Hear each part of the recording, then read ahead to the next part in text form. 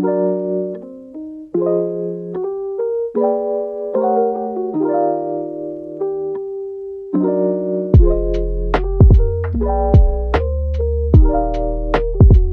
sampai buat gini kan, gimana bisanya aplikasi ini diterima dan dipakai untuk kelanjutannya. Makanya saya kasih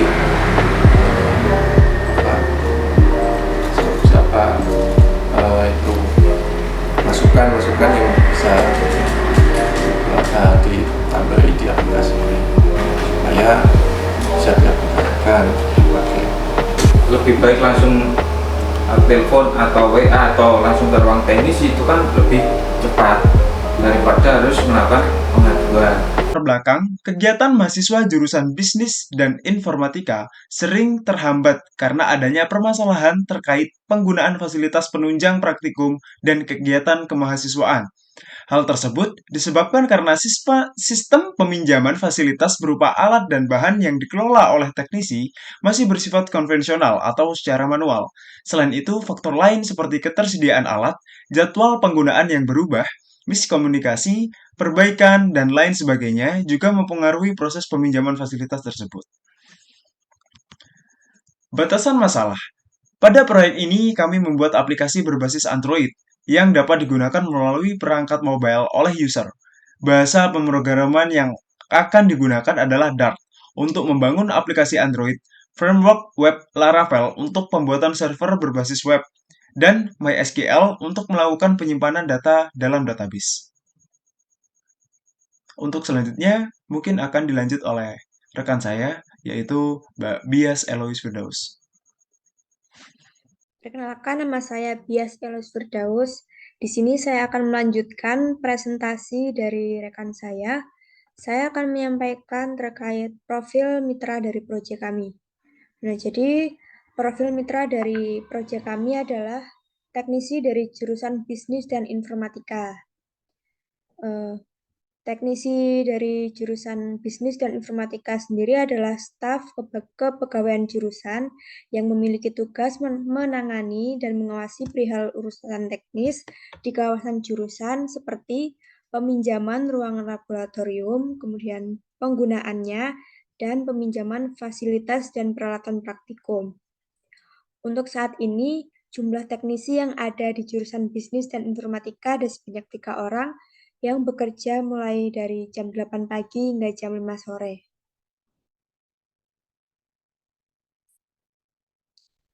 Selanjutnya adalah permasalahan dari mitra kami.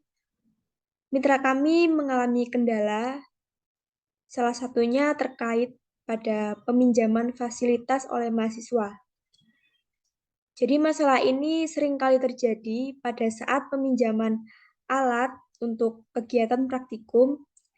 Sering terjadi miskomunikasi dalam proses peminjaman, seperti proses pendataan peminjaman itu masih dilakukan secara manual, kemudian ketersediaan alat yang tidak pasti, kemudian peminjaman peralatan tidak dapat dimonitoring secara berkala. Dari permasalahan tersebut, kami menawarkan solusi berupa aplikasi buklet. Nah, aplikasi buklet ini adalah aplikasi yang dapat berfungsi untuk mempermudah proses peminjaman dan pengembalian alat praktikum dari yang dilakukan oleh mahasiswa kepada teknisi. Dengan aplikasi buklet ini diharapkan dapat membantu permasalahan pengaturan jadwal peminjaman dan penggunaan alat pada jam perkuliahan secara luring di kawasan jurusan Bisnis dan Informatika.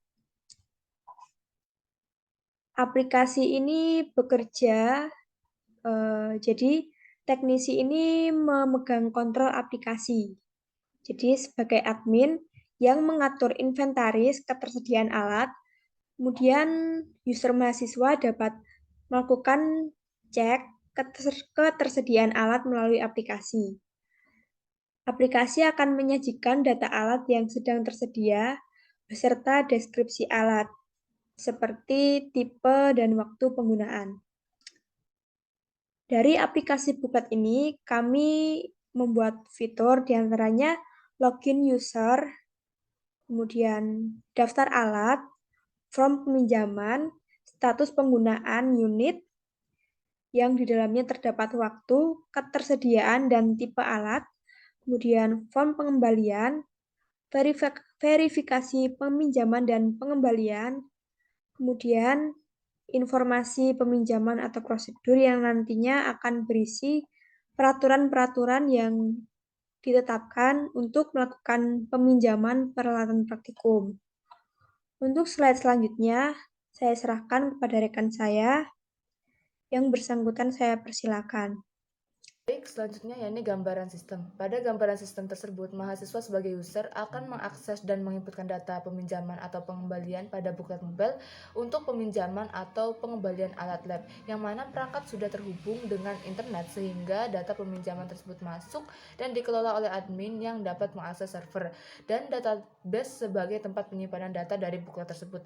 Nah, pada saat data telah dikirim, maka admin akan memberikan verifikasi unit atau alat yang dipinjam atau dikembalikan kepada user. Di sini terdapat gambaran sistem dari aplikasi buklet yang kami rancang.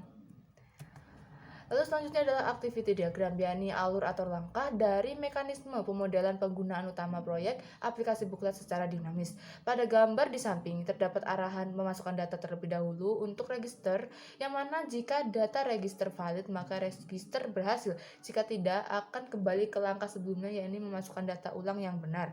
Nah, jika register ini berhasil, maka mahasiswa akan dapat mengakses aplikasi buklet, lalu akan menjalankan aplikasi buklet yang telah dirancang, mulai dari penginputan data untuk peminjaman sampai penginputan data untuk pengembalian aplikasi unit atau alat lab yang akan dipinjam. Lalu selanjutnya adalah use case diagram, yakni relasi dari aktor dan juga pengguna dari aplikasi buklet tersebut. Jadi di sini terdapat dua aktor, yaitu admin dan user, di mana use case-nya terdapat melihat daftar alat, memverifikasi data peminjaman alat, mengelola daftar alat, dan melakukan peminjaman alat, di mana user harus login terlebih dahulu untuk mengakses semua use case tersebut. Begitu pula dengan admin, di mana admin sendiri mendapatkan akses khusus sekaligus dapat mengakses server juga database dari aplikasi buklet. Mungkin itu saja, saya kembalikan ke rekan saya. Terima kasih. Wassalamualaikum warahmatullahi wabarakatuh. Baik, sebelumnya terima kasih. Di sini saya akan menjelaskan tentang struktur menu pada aplikasi yang kita buat. Yaitu di sini user diwajibkan daftar akun dulu karena belum punya akun.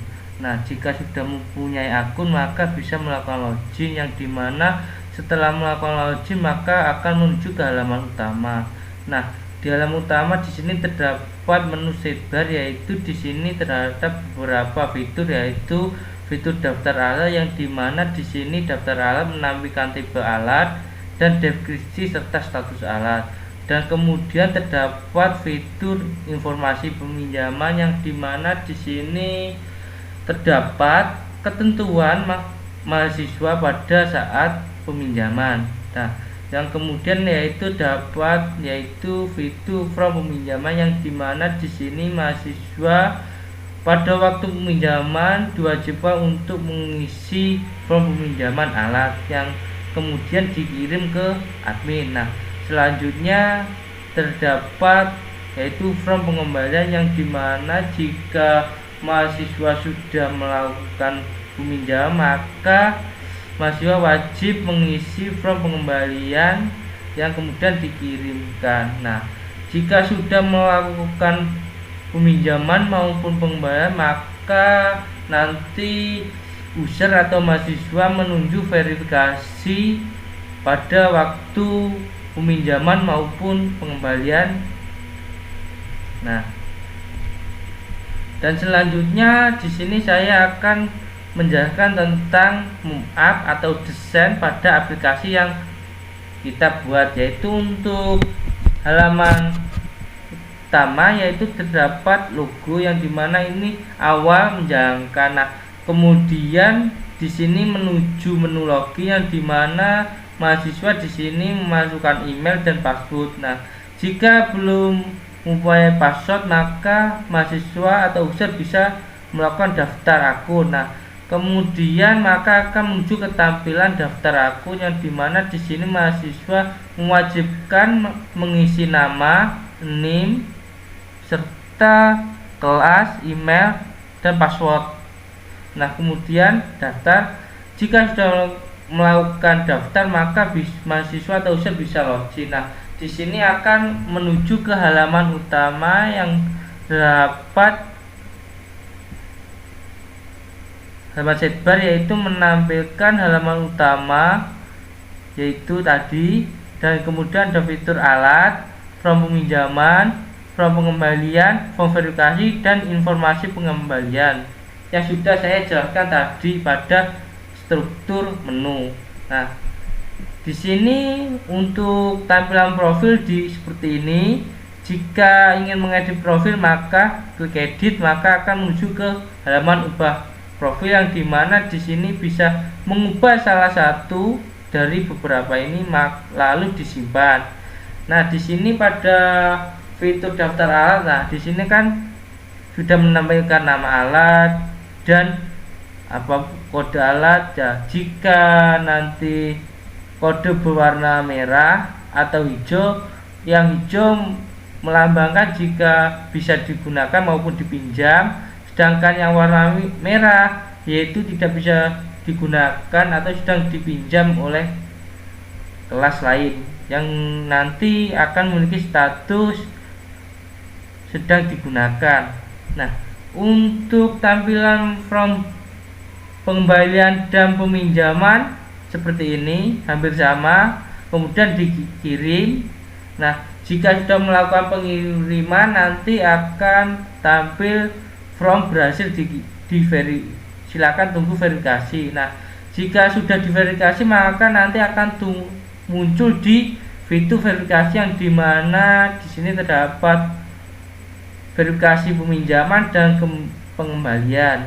Nah, di sini yaitu juga terhadap fitur informasi peminjaman yang dimana di sini ada ketentuan-ketentuan mahasiswa pada saat melakukan peminjaman.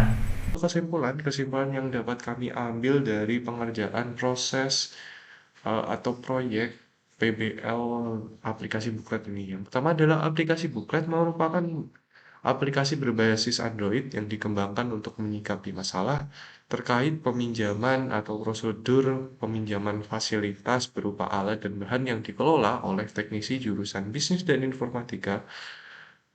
Kemudian yang kedua adalah dalam pembuatan aplikasi ini kami melakukan analisa yang menghasilkan daftar kebutuhan berupa kebutuhan fungsional dan non-fungsional yang diperlukan dalam pengembangan aplikasi, serta beberapa diagram yang ditunjukkan untuk menjelaskan sistem yang ada pada aplikasi.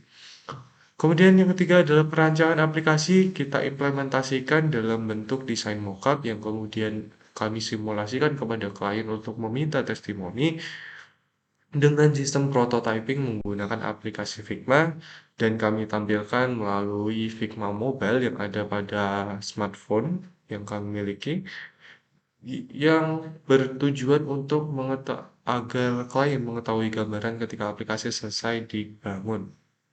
Kemudian selanjutnya adalah proyek didokumentasikan dalam bentuk draft laporan yang berfungsi untuk menyimpan rekam jejak dari pembuatan aplikasi dari tahap awal hingga tahap akhir.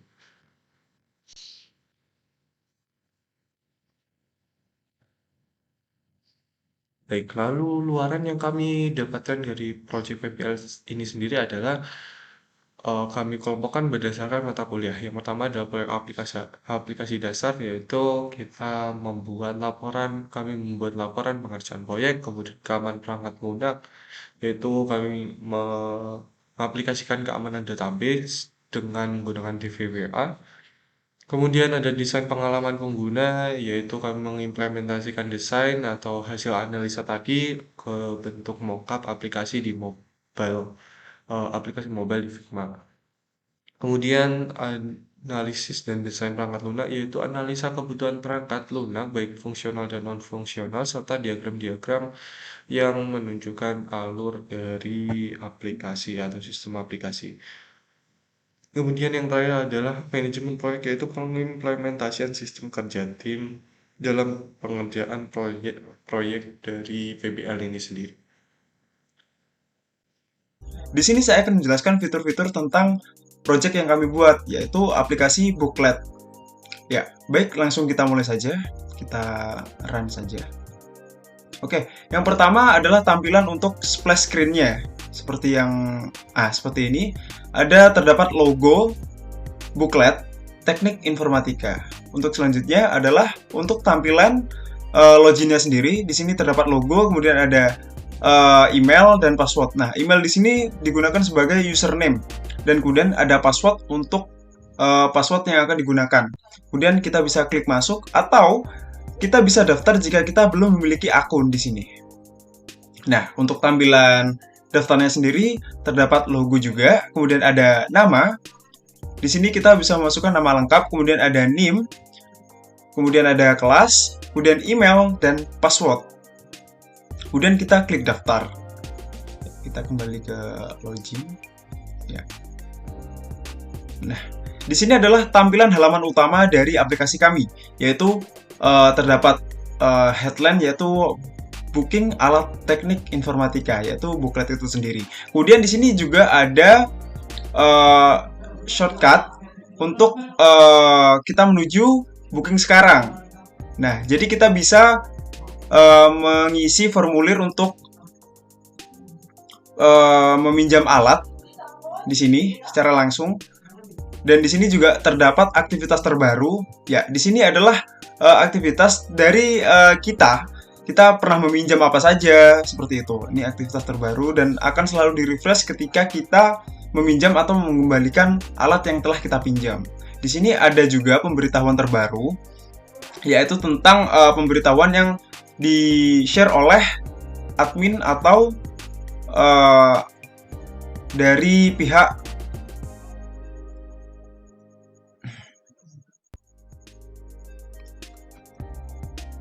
Kemudian di sini ada sidebar yang isinya adalah halaman utama yang tadi kita review sebelumnya, kemudian ada daftar alat, kemudian ada form peminjaman, kemudian ada form pengembalian, kemudian ada verifikasi, kemudian juga yang terakhir informasi peminjaman. Yang pertama kita akan buka yaitu adalah daftar alat karena halaman utama tadi sudah kita buka juga ya. Oke. Nah, di sini adalah daftar alat.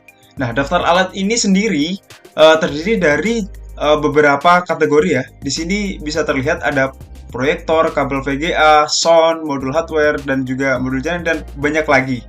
Nah, ketika kita klik pada gambar yang sudah tertera, seumpama kita akan melihat tentang proyektor ini, kita bisa klik saja. Nah, kemudian nanti akan muncul seperti kode-kode ini. Kode ini adalah kode dari alat tersebut ya. Jadi di sini ada A01 itu merupakan kode-kode untuk alat tersebut. Nah, di sini juga ada warna-warna. Nah, warna ini adalah indikator untuk alat itu bisa dipinjam atau tidak, atau sedang tersedia atau tidak. Jika merah, berarti alat tersebut sedang tidak tersedia atau sedang dipinjam oleh pihak lain. Jadi kita jika ingin meminjam sesuatu, harus dengan lambang hijau seperti ini. Ya. Nah, coba kita klik saja. Nah, ini untuk detail alatnya sendiri seperti ini ketika kita klik pada bagian halaman sebelumnya. Seperti ini. Ada deskripsinya, kemudian ada statusnya. Nah, statusnya sedang digunakan karena tadi berwarna merah ya. Kemudian kita akan ke halaman form peminjaman. Nah, dalam form peminjaman sendiri, di sini ada tab untuk unit. Nah, di sini unit adalah unit seperti proyektor, kemudian ada kabel VGA, dan lain sebagainya. Kita tinggal klik di bagian segitiga ini, nanti akan muncul sendiri kategori-kategori untuk alatnya. Kemudian untuk kode, nah kode di sini kita juga bisa langsung mengklik pada segitiga di samping kanan ini, kemudian akan muncul kode-kode alat tersebut yang bisa kita gunakan. Maka pada halaman sebelumnya tadi, untuk pada halaman daftar alat, nah yang akan muncul pada bagian form peminjaman ini pada bagian kode adalah hanya yang berwarna hijau karena kita bisa meminjamnya. Kemudian ada tujuan penggunaan. Nah, kita akan mengetikkan secara langsung tujuan apa, kita bertujuan apa untuk meminjam alat tersebut. Kemudian ada dosen pengampu, yaitu dosen saat kita meminjam alat tersebut, kemudian kita kirim. Nah, maka tampilannya akan seperti ini. Isi form berhasil, silahkan tunggu verifikasi. Nah, kita kembali. Nah, tadi ada tulisan untuk kita menunggu verifikasi. Nah, nanti jika kita sudah memverifikasinya, maka akan muncul pada halaman di sini. Nah, verifikasi. Jadi ketika kita mengisi form tadi, kita kan dapat sebuah pesan jika kita harus menunggu verifikasi. Nah, verifikasi tersebut ada di sini. Nah, ada di sini. Nanti ketika kita sudah diverifikasi, baru kita bisa mengambil alatnya ke ke ruangan teknisi tersebut. Nah, di sini juga ada pengembalian alat. Nah, untuk pengembalian alat kita akan jelaskan. Nah, di sini ada form pengembalian. Jadi setelah kita memakai alat yang telah kita pinjam, kita bisa mengisi form pengembalian sebelum mengembalikan alat tersebut. Nah, untuk kodenya kita bisa isikan, kemudian untuk unitnya juga, dan dosen pengampu, kemudian kita kirim. Nah, form berhasil. Nah, kita melihatnya ketika diverifikasi. Kemudian kita langsung bisa berjalan ke arah teknisi dan menunggu untuk diverifikasi pengembaliannya seperti ini. Nanti akan muncul pesan di sini. Kemudian ada yang terakhir yaitu informasi peminjaman. Nah, informasi peminjaman sendiri adalah informasi yang diberikan oleh teknisi untuk kami, untuk kita selaku peminjam ya. Sebentar. Nah, di sini adalah informasi peminjaman. Jadi di sini berisi tentang informasi apa saja yang kita bisa dapat dari atau saat kita meminjam gitu. Seperti contoh di sini, mahasiswa dapat melakukan booking maksimal H-1 sebelum penggunaan. Kemudian ada mahasiswa mengisi form pengembalian sebelum mengembalikan alat ke teknisi. Jadi di sini berisi tentang peraturan atau informasi-informasi ketika kita meminjam atau saat kita meminjam atau saat kita mengembalikan si alat tersebut. Nah, seperti itu. Jadi berisi seperti itu ya. Dan ini berasal dari admin teknisi tersebut ya. Kemudian kita kembali ke halaman utama. Nah, seperti ini. Nah, di sini juga terdapat logo user. Kita bisa melihatnya juga dengan kita klik saja. Nah, di sini terdapat profil pengguna. Nah, profil pengguna sendiri terdiri dari nama, NIM, kelas, dan alamat email. Nah, kita juga bisa mengedit profil kita. Seperti berikut, kita klik saja edit profil, kemudian kita akan berada di ubah profil. Kita bisa mengubah foto profil, kemudian nama, NIM, kelas, dan email. Kemudian setelah kita selesai, kita bisa simpan atau batal ketika kita tidak ingin merubah profil kita. Oke, kita simpan. Seperti itu. Nah, mungkin itu saja yang bisa saya jelaskan pada penjelasan kali ini. Bila ada kesalahan, saya mohon maaf. Wabillahi taufiq wal hidayah. Wassalamualaikum warahmatullahi wabarakatuh.